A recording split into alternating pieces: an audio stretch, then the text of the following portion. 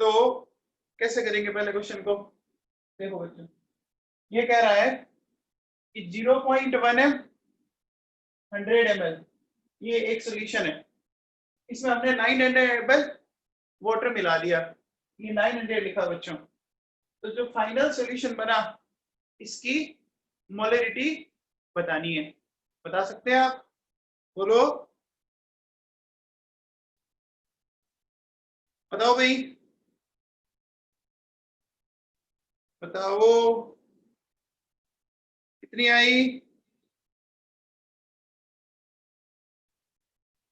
देखो बच्चों सुनो, ये 0.1 है इंटू 100, ये हमें निकालनी है। 100 ml पहले था, आपने 900 ml और मिला दिया, तो कितना हो गया? 1000 हो गया। बोलो, ऐसा हुआ। यहाँ से देखो तो क्या आ जाएगा? 0.1 डिवाइड बाई 10 0.0। क्लियर है सबको? आ गया समझ में? बोलो। अब देखो सुनो, ये जो क्वेश्चन है, ठीक है, इस क्वेश्चन को समझो।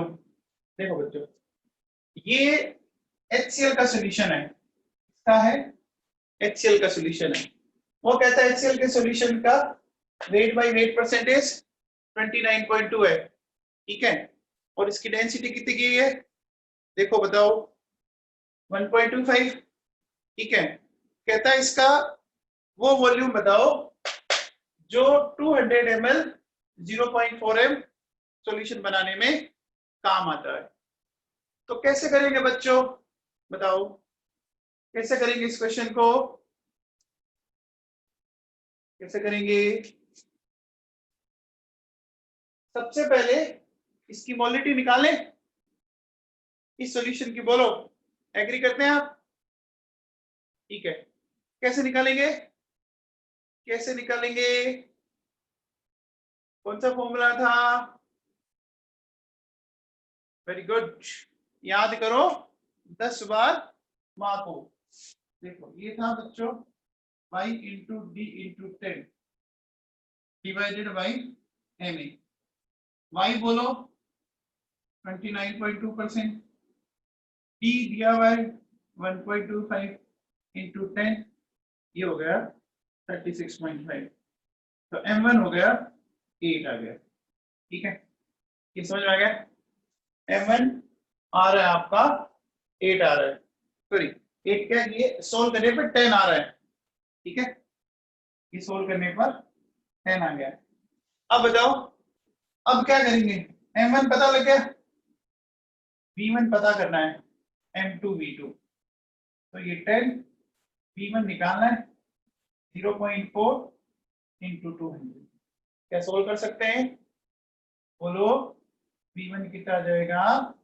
8 आने का। ये जेई 2011 आया हुआ क्वेश्चन है बच्चों, जेई 2011 में आया हुआ क्वेश्चन है। क्या सबको समझ में आया? सबको क्लियर है? बोलो, बोलो सबको क्लियर है? ठीक है, अब देखो बच्चों सुनो, अब इधर एक हेडिंग डाल रखा, देखो, relation between molarity and molarity, यानी कैपिटल एम और स्मॉल एम के बीच में हमें रिलेशन जनरेट करना है, ठीक है।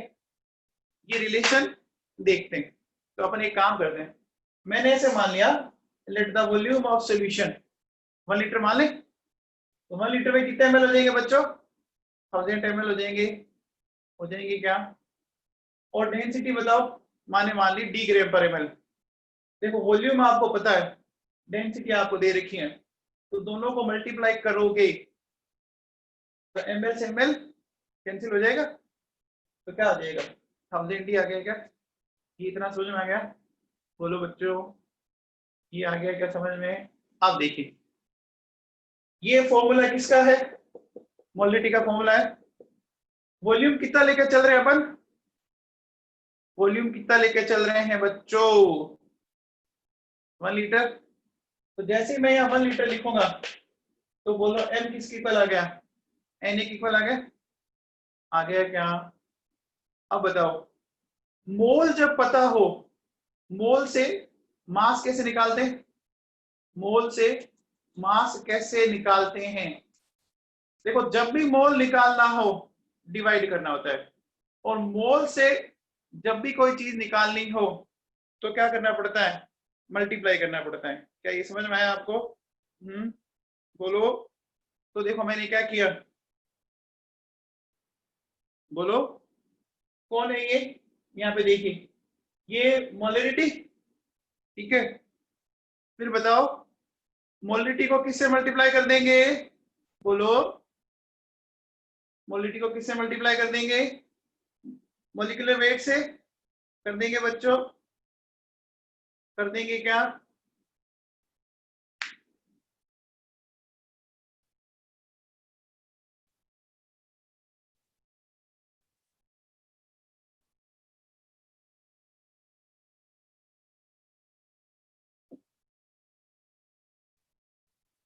कर देंगे। तो m इंटू एम आ गया, बोलिए, समझ में आया? m इंटू एम आ गया, ठीक है। अब देखो, ये जो मेरे पास मास आया वो किसका आया? क्या आया? बोलो, सोल्यूट का आया। और ये किसका है? ऊपर है जो किसका है? 1000 इंटू डी किसका है? सॉल्यूशन का है। तो सॉल्यूशन के में से मास में से अगर सोल्यूट का माइनस कर दूं तो पीछे क्या बचेगा? क्या बचेगा? सॉल्वेंट। तो देखो, 1000 D minus M M A, ये करेंगे, ये किया मैंने। बोलो, करते ही मेरे पास आ गया। अब बताओ, मोलिटी का फॉर्मूला ये होता है बच्चों, मोलिटी का formula N A mass of solvent KG में लेते हैं। अगर ये ग्राम है तो इसको डिवाइड बाय 1000 करेंगे, और 1000 कहाँ चला गया? ऊपर चला गया क्या? बोलो, समझ में आया? सबको क्लियर है ये बात? बोलो।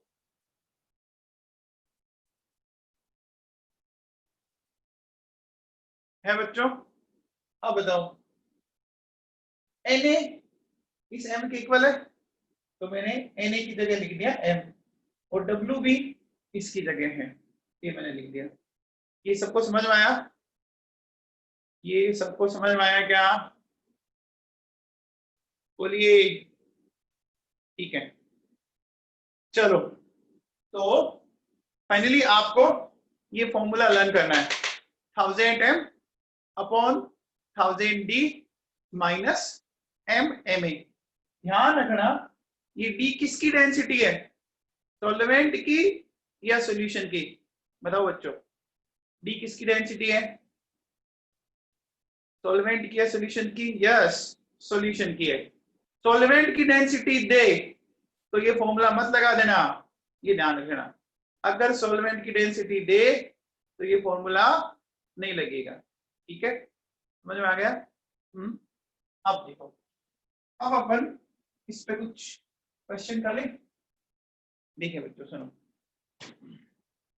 एक छोटा सा क्वेश्चन देता हूं मैं आपको। देखो, आपकी नोट्स में क्वेश्चन दिया हुआ है कि एक्वस सॉल्यूशन ऑफ इथेनॉल, है ना, ये गिवन है। इसकी डेंसिटी दे रहा है 1.025 ग्राम पर एमएल, ठीक है। इसकी जो मोलरिटी है वो दे रहा है 2, ठीक है। तो कहता है स्मॉल एम निकालो, ठीक है। तो देखो, कैपिटल एम गिवन है, कैपिटल एम गिवन है, और आप बताओ डेंसिटी गिवन है। एम ए क्या आ जाएगा? बताओ एम ए क्या आ जाएगा? देखो, इथाइल अल्कोहल होता है बच्चों C2H5OH, कितना आ जाएगा? 46 आ जाएगा क्या? इसका मॉलिक्यूलर वेट निकाल लो। कार्बन कितने हैं? 2 है ना, 2 कार्बन के कितने हो गए? 24। क्या हाइड्रोजन है? 24 और 6 30। एक ऑक्सीजन है, तो कितना हो गया? 16। बोलो 46 आ गया। तो अब देखो फॉर्मूला लगा दें। देखो ये लिया बेटा 1000 कैपिटल M इंटू 2 फिर 1000 टी बोलो ये रहा 1.025 माइनस और ये 2 इंटू 46। इसको सोल्व कर लेंगे क्या? बोलो बच्चों, इसको सोल्व कर लेंगे आप? समझ में आ गया? ठीक है। अब देखो बच्चों सुनो,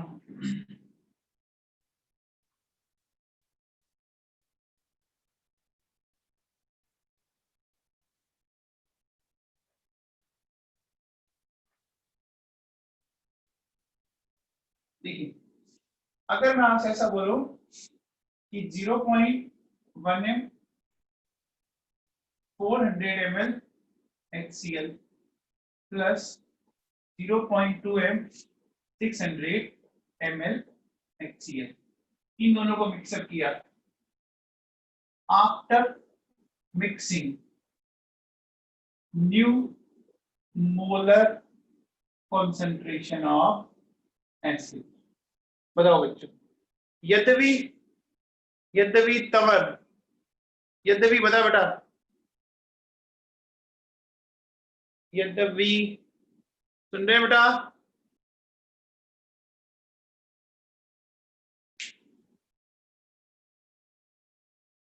कैसे करेंगे?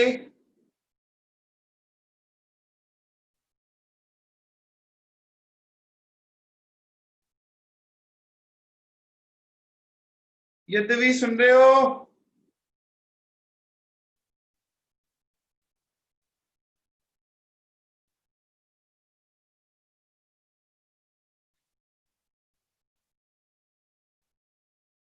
हाँ बेटा, देखो कैसे करना है, सुनो बहुत सिंपल है तो HCl ही ना है बेटा।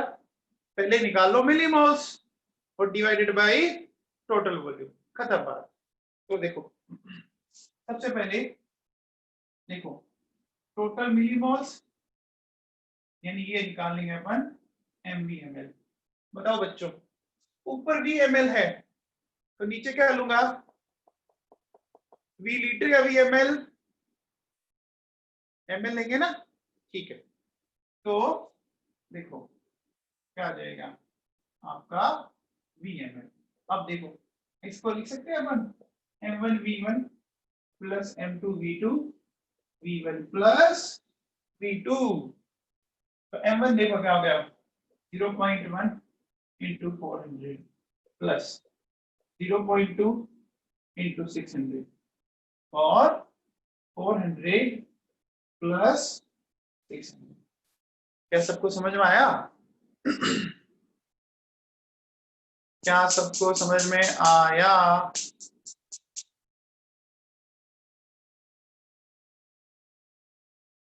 ठीक है।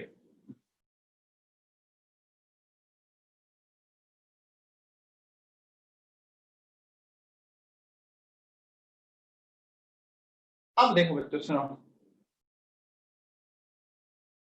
आप बताओ मेरे पास 0.1 m 600 ml HCl है एंड 0.1 m 400 ml NaOH है, ठीक है। आप बताइए nature of final solution and concentration of resultant solution। बताओ कैसे करेंगे? बताइए बच्चों, कर सकते हैं? देखिए कैसे करेंगे। चलो देखो सबसे पहले मिलीमोल्स ऑफ HCl या H प्लस बोल सकता हूं भाई, जो मिलीमोल HCl के होंगे वही H प्लस हो जाएंगे। क्या हो जाएंगे? क्या HCl में एक H प्लस है तो क्या हो जाएगा 0.1 इंटू 600 ठीक है millimoles of NaOH oblique OH क्या हो जाएगा 0.1 इंटू 440 किसके मिलीमोल ज्यादा है H प्लस के या OH माइनस के बताओ बच्चों H प्लस के ज्यादा है तो जिसके ज्यादा नेचर उसी के अकॉर्डिंग होता है जो जीता वही सिकंदर कौन जीता बोलो H प्लस जीता तो नेचर क्या आ जाएगा एसिडिक आ जाएगा क्या बोलो ठीक है अब बताओ ये तो कंफर्म है ना कि ये आपस में रिएक्शन करेंगे कि नहीं करेंगे करेंगे ना देखो 60 आप इस तरह से समझो ये H प्लस OH माइनस ये रिएक्शन होगी क्या होगी रिएक्शन ये 60 है और ये 40 है आफ्टर रिएक्शन ये 40 चला गया बोलो समझ में आया क्या समझ में आया तो बताओ H प्लस के कितने मिलीमोल बच गए 20 बच गए तो देखो remaining millimoles of H plus 20 बच गए ठीक है तो बताओ फाइनल कॉन्सेंट्रेशन 20 डिवाइडेड बाय बोलो कितना डिवाइडेड बाय बोलो 1000 ना वेरी गुड समझ में आ गया क्या सबको क्लियर है ये बात सबको समझ में आई पक्का ठीक है अब देखो बच्चों सुनो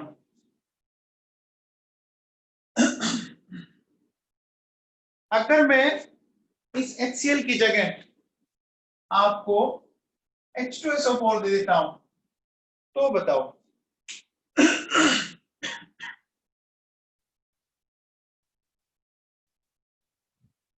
तो बताओ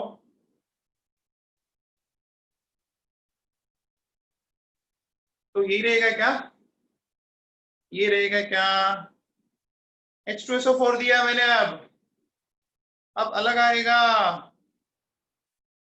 देखो बच्चों सुनो अलग कैसे H2SO4 है ना तो अब मिलीमोल्स ऑफ जो H प्लस है ना वो क्या हो जाएंगे वो क्या हो जाएंगे बोलो डबल हो जाएंगे ना बेटा H2SO4 में H प्लस कितने हैं H2SO4 में H प्लस 2 है ना तो इंटू 2 करेंगे तो कितना हो गया 120 पक्का तो अब बताओ देखो ये 120 है ये 40 है नेचर अभी भी क्या आ रहा है नेचर अभी भी क्या आ रहा है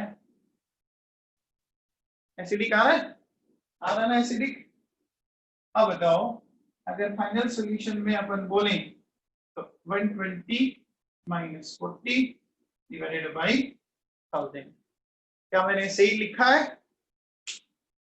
क्या मैंने सही किया है किसी को कोई डाउट है नहीं है ठीक है बच्चों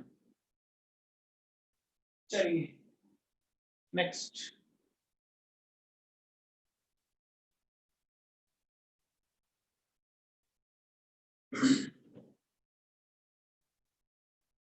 चलिए ये बताइए देखिए ये कहता है 0.1 H2SO4 का VML सोल्यूशन है ठीक है इसमें आपने 50 ml 0.1 NaOH मिलाया ठीक है ना तो जो फाइनल सोल्यूशन है ठीक है उसमें 0.05 m H2SO4 की कंसंट्रेशन आई फाइनल सॉल्यूशन में कितनी आई कॉन्सेंट्रेशन? 0.05 है। ठीक है, तो पूछ क्या रहा है आपसे, बताइए कि VML क्या होगा। VML क्या होगा? ठीक है, एक बार बताओ, क्वेश्चन को देख के ये बताओ कि फाइनल सॉल्यूशन का नेचर क्या है? एसिडिक है ना, तभी तो क्या बच रहा है? H2SO4 बच रहा है ना, बच रहा है। करके बताओ कैसे करोगे। देखो, सबसे पहले क्या करेंगे, देखिए अपन ऐसा निकाल लें, मिलीमोल्स ऑफ H प्लस, देखो 0.1 इंटू V इंटू 2, ये मैंने लिखा, समझ में आया? क्या समझ में आया आपको? देखो ऊपर देखो, 0.1 इंटू V और 2 से मल्टीप्लाई क्यों किया? क्यों किया भाई? H2SO4 के केस में 2 से, हाँ वेरी गुड, ये 2H प्लस देता है, वेरी गुड। अब देखो मिलीमोल्स ऑफ OH माइनस कितना हो जाएगा? 50 इंटू 0.1, ये तो 5 आ गया। सबको समझ में आया? सबको समझ में आया? अब बताओ, फाइनल नेचर अगर एसिडिक आ रहा है, एसिडिक आ रहा है ना, ये तो क्लियर है हम बात को, क्योंकि दे रहा है हमें, तो इसका मतलब ये मिलीमोल ज्यादा होंगे ना, H प्लस के मिलीमोल OH माइनस से क्या होंगे? ज्यादा होंगे क्या होंगे? तो देखो 0.1 इंटू 2 ये किया। अब बोलो, जब फाइनल H2SO4 की कॉन्सेंट्रेशन 0.05 आई, तो H प्लस की क्या आई? H प्लस की क्या आई? बोलो H प्लस की क्या आई? डबल आएगी, है ना? तो 0.05 इंटू 2, ये समझ में आया? ये सबको समझ में आया? 2 क्यों किया, समझ में आया? बोलो, सबको क्लियर है? अरे क्लियर है क्या? फिर V प्लस 50, ये V प्लस 50, V प्लस 50 समझ में आया क्या? बोलो, ओवरऑल वॉल्यूम क्या होगा? ओवरऑल वॉल्यूम क्या होगा, बताओ?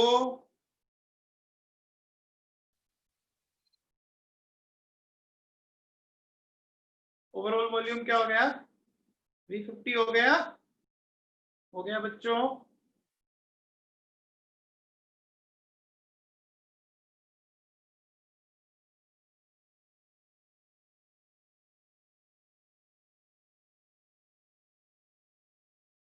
हाँ जी, आ गया समझ में?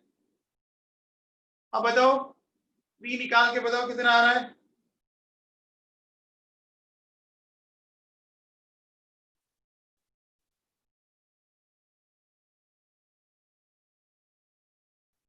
आ गया सबके?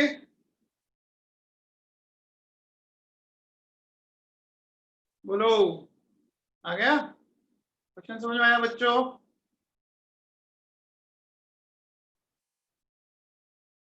ठीक है, क्लियर है? बोलो क्लियर है?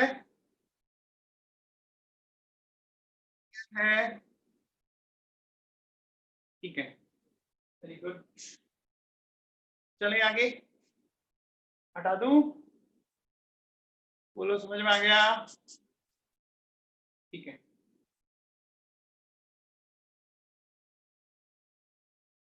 ध्यान रखना, जब भी कोई एसिड 2 या 3 H देते हो तो रिएक्शन में H और OH पार्टिसिपेट करते हैं, तो आपको H या OH के मिलीमोल्स निकालने पड़ेंगे। ठीक है ना बेटा?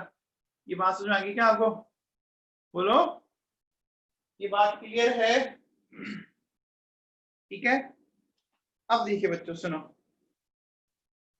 नेक्स्ट अपन लेते हैं 2 ग्राम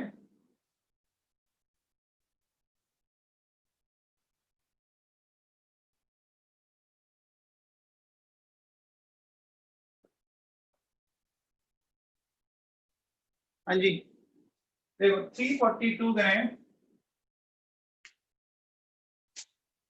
20% by mass of barium hydroxide, ठीक है, और इसकी स्पेसिफिक ग्रेविटी आपको दे रहा है 0. ठीक है, स्पेसिफिक ग्रेविटी क्या दे रहा है, इसकी दे रहा है आपको 0.57, ठीक है। अब करना क्या है, इसमें क्या कर रहे हैं अपन, इसमें मिला रहे हैं अपन 120 ml ऑफ 2M HNO3, ठीक है ना। तो ये कहता है एक फाइनल सॉल्यूशन हैविंग डेंसिटी 1 ग्राम पर ml, ठीक है। तो आपको क्या बताना है, फाइनल मोलरिटी,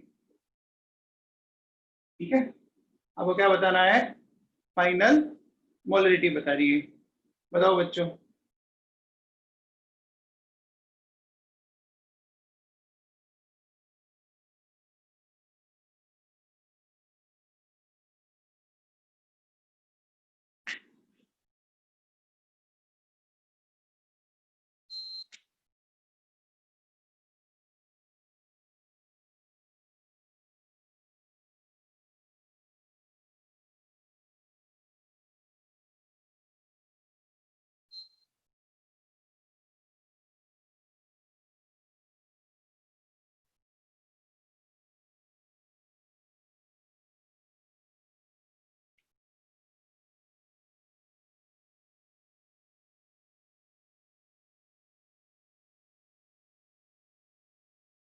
सबसे पहले बताओ क्या क्या दे रखा आपको, एक बेस है और एक एसिड है ना बच्चों।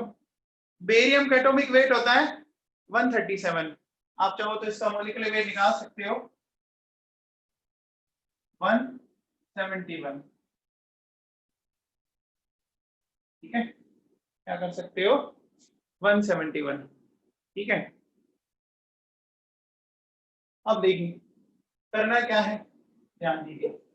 सबसे पहले अगर अपन इसका देखें 342 ग्राम ऑफ 20% बाय मास, तो इसका मतलब 100 ग्राम सॉल्यूशन में 20 ग्राम बेरियम हाइड्रोक्साइड है। क्या ये बात सही है, ये बात समझ में आई क्या, इतनी सबको समझ में आई। तो 1 में क्या होगा 20/100, तो बोलो 340 में क्या होगा, बोलो ऐसा कर सकते हैं, ये समझ में आया, बोलो ये मास आ गया। अब जब मास आ गया तो बताओ क्या मैं मोल्स ऑफ बेरियम हाइड्रोक्साइड निकाल सकता हूं, क्या मोल्स ऑफ बेरियम हाइड्रोक्साइड निकाल सकते हैं, निकाल सकते हैं क्या, देखो कैसे 342, ये मास आया है, क्या करेंगे इससे डिवाइड करेंगे, बोलो बच्चों इससे डिवाइड करेंगे, टोटल सॉरी मॉलिक्यूलर मास है 171, ठीक है, तो 2/5 0.4 आ गया बच्चों। ये किसके मोल आए हैं, ये मोल किसके आए हैं बताओ, ये मोल आए हैं आपके बेरियम हाइड्रोक्साइड के। तो अब बताओ मोल्स ऑफ OH माइनस, बताओ कितने हो गए,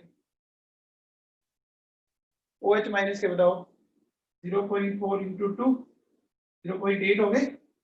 सबको क्लियर है, सबको क्लियर है, बोलो ठीक है। अब देखिए, अब अगर बात करें, ये दिया हुआ हमें, अब बताओ मोल्स ऑफ H प्लस करेंगे, तो ये 1200 ml है, तो क्या मैं इसको 1.2 लीटर लिख सकता हूँ? लिख सकता हूँ क्या? लिख सकता हूँ, ठीक है, इंटू 2, तो बोलो क्या हो गया? 2.4 आगे, 2.4 आगे क्या बोलो? अब बताओ फाइनल सॉल्यूशन किस नेचर का होगा? फाइनल सॉल्यूशन किस नेचर का होगा? एसिडिक होगा? क्यों होगा बच्चों? बताओ भाई, एसिडिक क्यों होगा? जानता है ना? तो देखो, अब बताओ H प्लस कितने बचेंगे? 2.4 माइनस 0.8, क्या ऐसा करेंगे? क्या ऐसा करेंगे? बोलो, ऐसा करेंगे? ठीक है। अब बताओ नीचे क्या देना है? ये तो मोल है, नीचे क्या आता है? नीचे क्या आएगा? टोटल वॉल्यूम, टोटल वॉल्यूम आएगा। सबसे पहले बताओ, आप इसका निकाल सकते हो क्या वॉल्यूम? इसका निकाल सकते हो? आपको क्या दिया हुआ है? 342 दिया हुआ है मास, और इसकी स्पेसिफिक ग्रेविटी दी हुई है 0.57, तो mass divided by density, volume आ जाएगा क्या? 342 डिवाइडेड बाय 0.57, ठीक है, प्लस। अब बताओ, और बताओ, और कौन सा वॉल्यूम है? और वॉल्यूम ये रहा, ये रहा, ठीक है, ये हो गया बच्चों, ये आया ml में, ml में ऊपर क्या करूंगा? कर दूंगा क्या? ऊपर 1000 कर देंगे क्या? बोलो, ये क्लियर है? क्वेश्चन सबको समझ में आ गया है क्या? किसी को डाउट है तो बोलो बच्चों।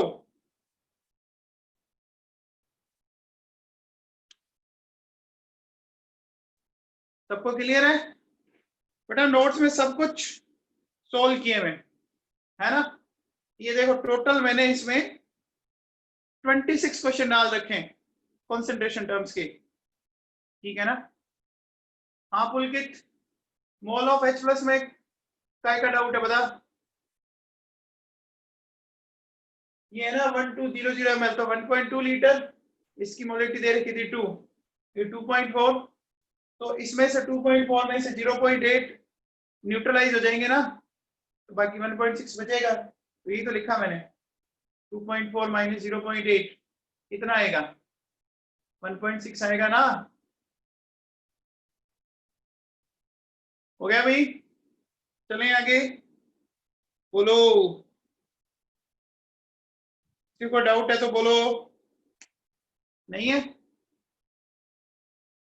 बेटा सॉल्यूशन की डेंसिटी उसने एक्चुअली क्या है कि ये 1 है, कोई फर्क नहीं पड़ेगा, जो मास निकाला वही डेंसिटी हो जाएगा। सॉल्यूशन की डेंसिटी भी, अगर हमें सॉल्यूशन का वॉल्यूम पता करना होता तो हम टोटल मास करके फिर डिवाइड करते हैं, लेकिन 1 है तो कोई फर्क नहीं पड़ेगा, ठीक है? चलिए आगे चलें, आगे चलें बच्चों। देखो नेक्स्ट सुनो,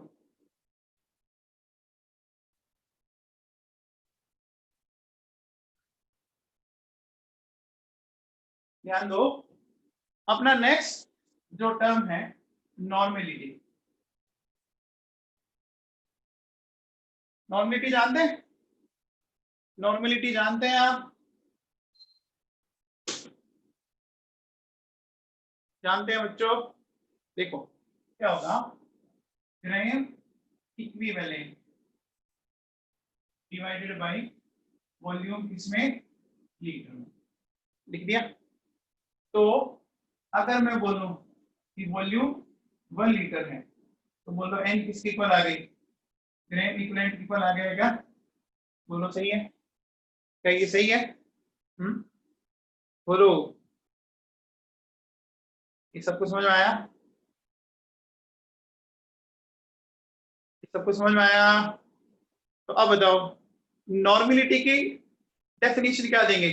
देखो gram equivalent of solute which are present in 1 litre solution, है ना, is equal to normality.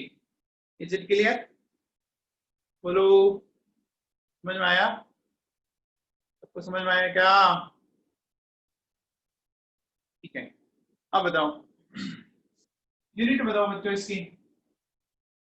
Gram equivalent divided by litre या एन। बताओ टेम्परेचर से इफेक्ट होगी क्या? ये टेम्परेचर से इफेक्ट होगी ना भैया? तो अपन बोलेंगे it is affected by temperature. होगा, टेम्परेचर से इफेक्ट होगा। ठीक है, अब बताओ अगर मैं बोलूं ग्राम इक्विवेलेंट तो क्या मैं ऐसा लिख सकता हूं? लिख सकता हूं? लिख सकता हूं क्या?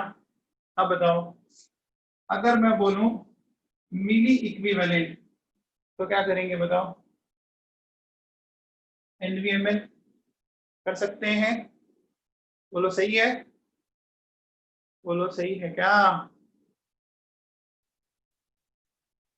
समझ में आया क्या? बोलिए। ठीक है, अब बताओ normality on dilution N1V1 equals to N2V2 कह सकते हैं? याद करो M1V1 equals to M2V2, N1V1 equals to N2V2 वही रहेगा। अब देखो, अब देखिए अगर मिली इक्विवेलेंट ऑफ एसिड ज्यादा है मिली इक्विवेलेंट ऑफ स्ट्रॉन्ग बेस से, ठीक है, मिली इक्विवेलेंट ऑफ स्ट्रॉन्ग एसिड ज्यादा है मिली इक्विवेलेंट ऑफ स्ट्रॉन्ग बेस, देखो क्या करोगे? NaBA NbBB BaBB ऐसा करेंगे क्या? ऐसा करेंगे क्या? बोलो, ऐसा करेंगे? ठीक है, अब बताओ नेचर कैसा आएगा? नेचर कैसा आएगा? एसिडिक आएगा पक्का।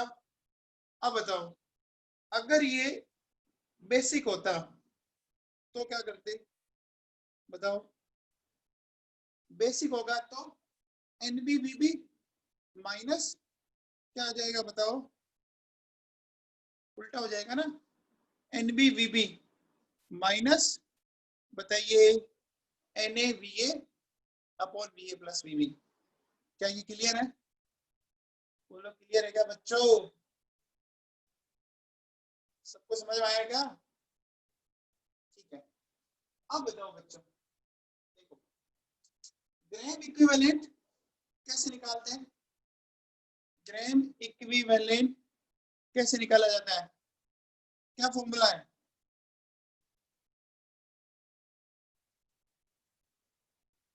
बोलो, ग्राम इक्विवेलेंट का फॉर्मूला बताओ। ये ग्राम इक्विवेलेंट देखो, सुनो, ग्राम मोल का बताओ, ग्राम मोल का बताओ।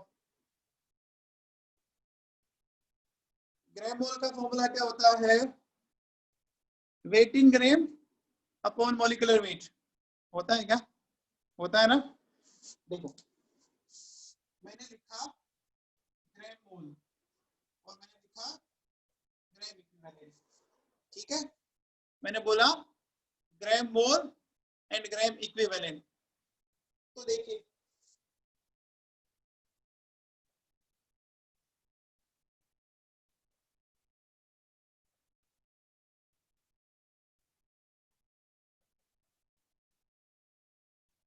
देखो बच्चों क्या लिखा मैंने, ग्राम मोल और ग्राम इक्विवेलेंट, ठीक है। दोनों वर्ड में पहला क्या है? ग्राम है ना, है भैया? बोलो, है क्या? है? अरे बताओ, है ना। तो जो पहला वर्ड है उसको ऊपर लिख दो, ऊपर लिख दिया वेट इन ग्राम, वेट इन ग्राम। अब देखो इसमें क्या है, इसमें क्या है मोल, तो नीचे आ गया मॉलिक्यूलर वेट। इसमें क्या है इक्विवेलेंट, तो क्या आ गया नीचे इक्विवेलेंट वेट आ गया। अरे समझ में आया क्या, बोलो।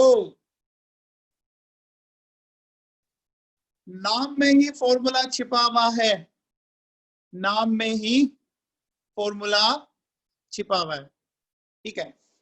अब देखो तो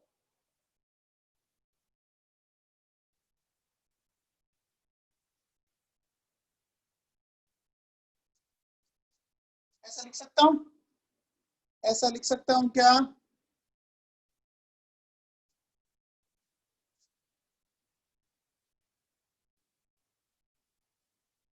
अब आप लोगों ने इक्विवेलेंट वेट पढ़ा था 11th में, इक्विवेलेंट वेट पढ़ा था क्या, बताओ बच्चों। तो क्या होता है इक्विवेलेंट वेट होता है molecular weight divided by valency factor, पढ़ा था। Molecular weight divided by valency factor होता है।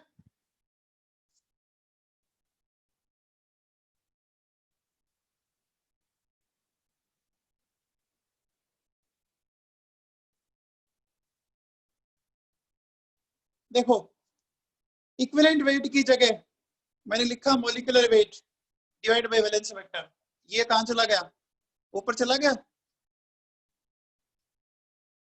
ये चीज क्या है बताओ, ये चीज क्या है, मोलरिटी है, तो बोलो क्या बन गया,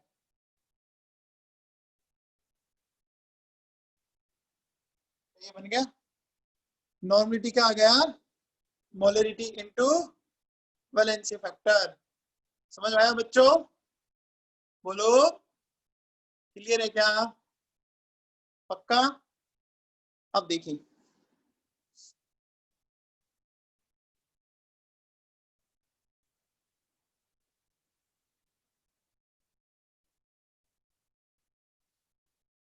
बताओ 0.1 m H2SO4 है इसकी नॉर्मेलिटी, और 0.1 m HCl है इसकी नॉर्मेलिटी, बताओ बच्चों। फॉर्मूला ऊपर वाला लगाएंगे, क्या हो जाएगा,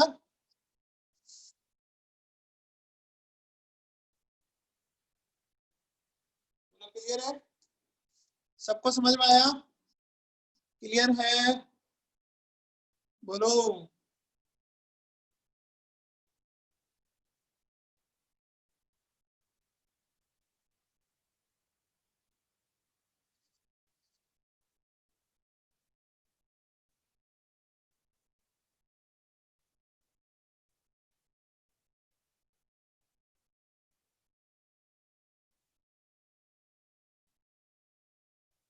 हाँ भैया आगे चले, आगे चले।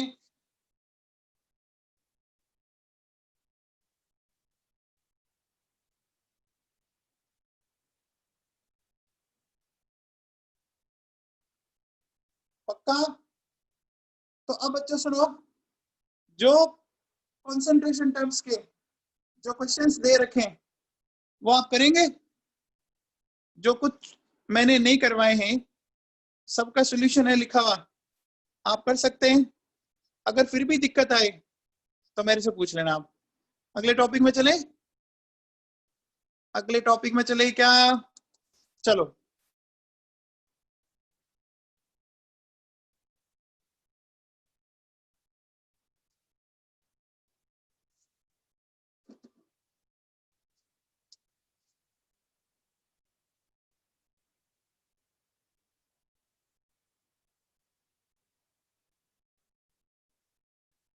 हमने हेडिंग डाली है वेपर प्रेशर, वेपर प्रेशर दिख रहा है, क्या होता है बच्चों, नाम से कुछ समझ में आ रहा है, नाम से कुछ समझ में आ रहा है,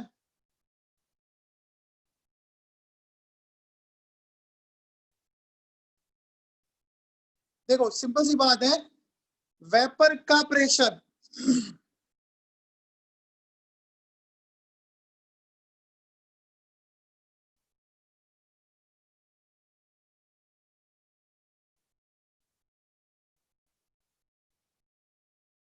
सही है।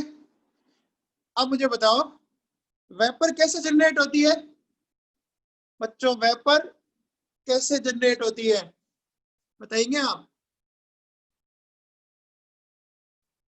वेपर कैसे जनरेट होती है? लिक्विड को हीट करने से करते हैं। तो देखो बच्चों सुनो,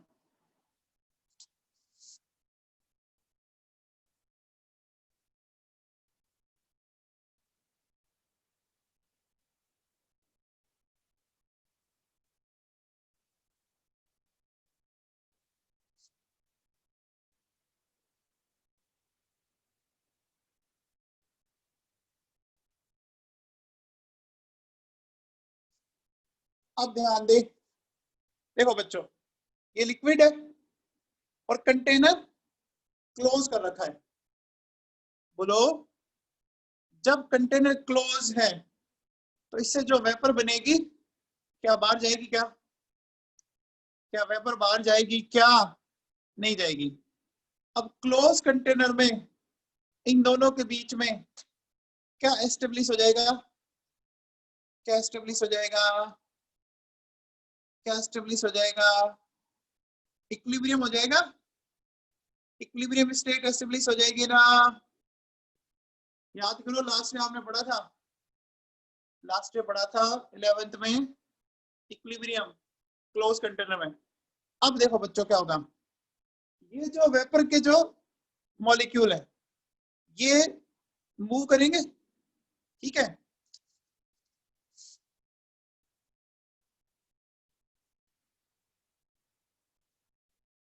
और ये मूव करते हुए जब लिक्विड की सरफेस पर स्ट्राइक करते हैं तो क्या कर रहे हैं? ये मूव करते हुए लिक्विड की सरफेस पर स्ट्राइक करते हैं तो क्या जनरेट करेंगे? बताओ क्या जनरेट करेंगे? प्रेशर जनरेट करेंगे। करेंगे क्या? बोलो, समझ में आया? अब देखो क्या बोलेंगे, देखो डेफिनेशन सुनना। In liquid vapour equilibrium, liquid vapour equilibrium समझ में आया? बोलो ये क्यों है? ये इक्विलिब्रियम क्यों है? क्यों है बोलो?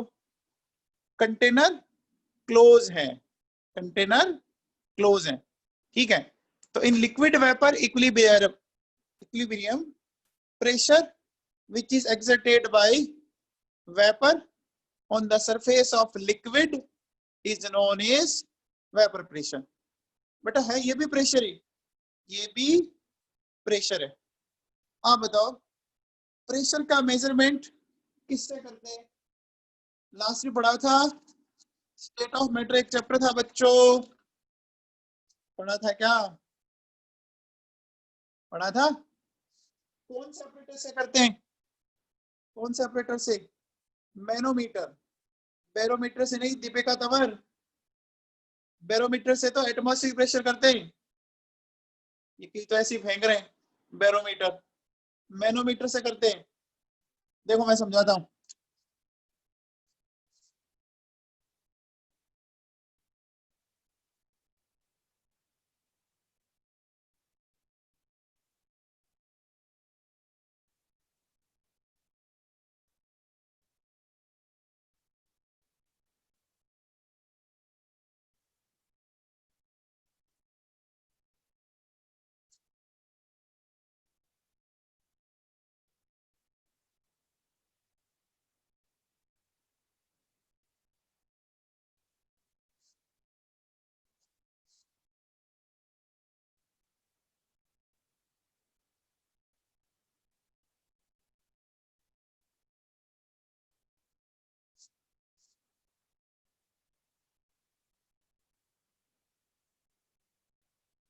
हाँ बच्चों, अब देखो सुनो, ये मैंने मैनोमीटर बनाया है, ये लास्ट आया था बच्चों आपके स्टेट ऑफ मैटर में आया था ना, पढ़ाया था मैंने आपको।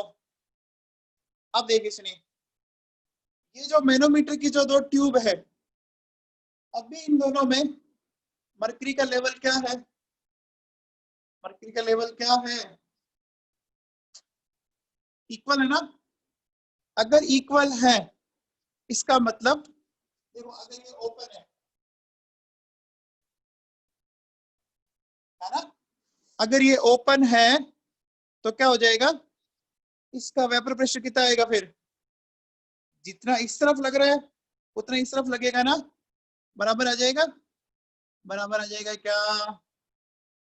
अरे आ जाएगा, आ जाएगा पक्का? ठीक है।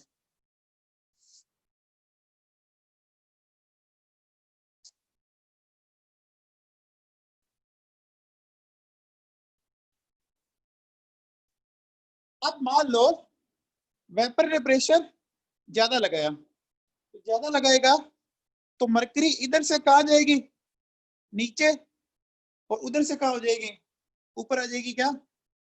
आएगी क्या? बोलो, आएगी? आएगी बच्चों? तो अब हम कैसे फाइंड आउट करेंगे प्रेशर? देखो,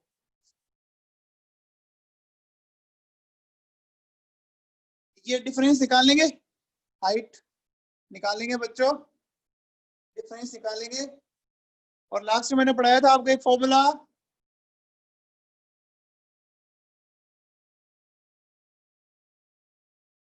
पढ़ाया था क्या स्टेट ऑफ मैटर में? ये बहुत डिटेल में एक्सप्लेन किया हुआ है, किया हुआ है, बोलो। ठीक है, अब सुनो, ये क्या है? थर्मोस्टेट। बताओ भाई, थर्मो का मतलब है टेम्परेचर, स्टेट का मतलब कांस्टेंट बना रहे, ठीक है ना? क्यों? क्योंकि अगर टेम्परेचर चेंज होगा तो रेट ऑफ वेपोरेशन चेंज होगी, तो वेपर प्रेशर भी क्या होगा, चेंज होगा ना? समझ में आ रहा है? तो अगर आपको वेपर प्रेशर को डिफाइन करना है तो टेम्परेचर को क्या रखना पड़ेगा, टेम्परेचर को क्या रखना पड़ेगा, बोलो, कांस्टेंट रखना पड़ेगा। ये बात समझ में आ गई? ये बात सबको समझ में आई क्या? ठीक है, अब देखिए, अब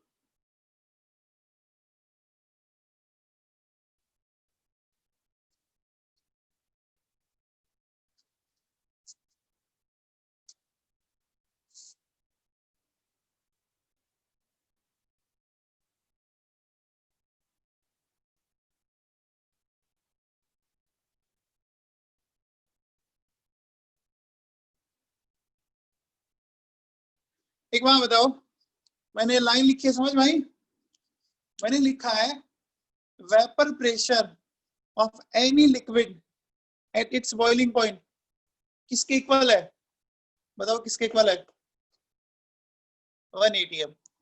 एक बात बताओ, आपने देखा होगा जब वाटर बॉईल करना शुरू करता है तो जो आपने उसके ऊपर ढक्कन लगा रखा है जिससे आप कवर कर रखे हो, वो जंप करने लग जाता है ना? अरे जंप करता है। अब जितना प्रेशर वाटर नीचे से लगा रहा है उतना ही ऊपर से किसका लग रहा है, एटमॉस्फेरिक प्रेशर का। उठ के भाग थोड़ी जाता है, आपका ढक्कन उठ जाता है क्या?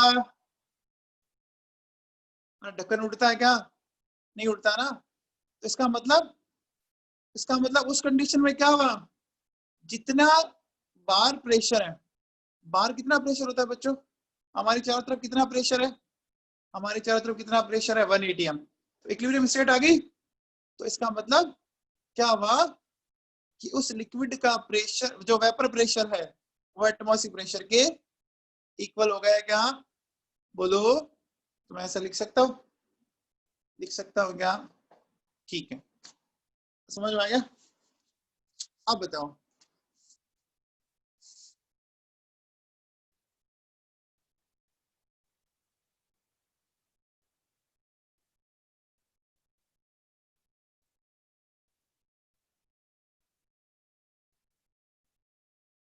बताओ वेपर प्रेशर कैसी प्रॉपर्टी है? वेपर प्रेशर कैसी प्रॉपर्टी है, एक्सटेंसिव या इंटेंसिव? इंटेंसिव है बच्चों, एक्सटेंसिव नहीं है। लास्ट में पढ़ाया था मैंने आपको। एक बात बताओ, आप चाहे एक गिलास पानी लो, चाहे एक बूंद पानी लो, और चाहे पूरे आप सागर का पानी ले लो, रिवर का पानी ले लो, सारे वाटर का बॉइलिंग पॉइंट कितना होता है? वाटर का बॉइलिंग पॉइंट कितना होता है? 100 होता है ना? वाटर का बॉइलिंग पॉइंट 100 होता है बच्चों। ऐसा थोड़ी ना कि ड्रॉप है अलग है, एक गिलास पानी है उसका अलग है। बोलो ऐसा होता है क्या? नहीं होता ना। अच्छा वैसे आपने लास्ट में एक चीज पढ़ी थी अगर याद हो, दो एक्सटेंसिव प्रॉपर्टीज का रेशियो क्या होता है? दो एक्सटेंसिव प्रॉपर्टीज का रेशियो क्या होता है? इंटेंसिव होता है बच्चों। थर्मोडायनामिक्स से पढ़ा था। देखो सुनो,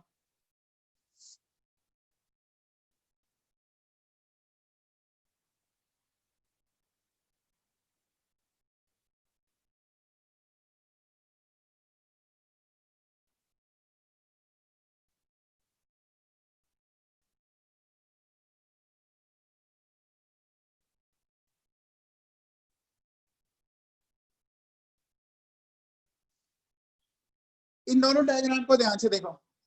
मान लो ये और ये जो है, इसका जो सरफेस एरिया है इसके जस्ट डबल है, ठीक है? यानी इसमें जो वेपर बन रही है उससे जस्ट डबल बन रही है, डबल बन रही है, ऑलमोस्ट आप डबल मान ले एक बार, ठीक है?